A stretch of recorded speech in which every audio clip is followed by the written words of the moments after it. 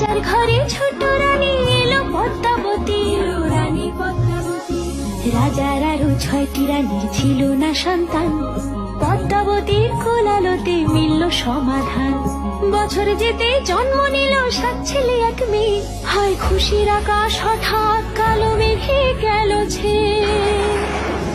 হিংসেতে যায় জ্বলে পুড়ে বাকি 6টি রানী, যুক্তি করে ঘটায় ওরা 7 কুমারের হানি।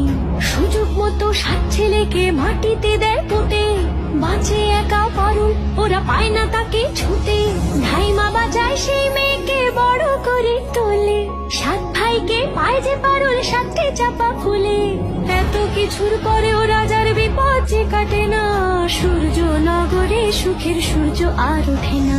হিংসা বিবাদ বিচ্ছেদ আর প্রেমের কাহিনীতে পারুল বোন কি পারবে 7 ভাই চম্পাকে জাগাতে?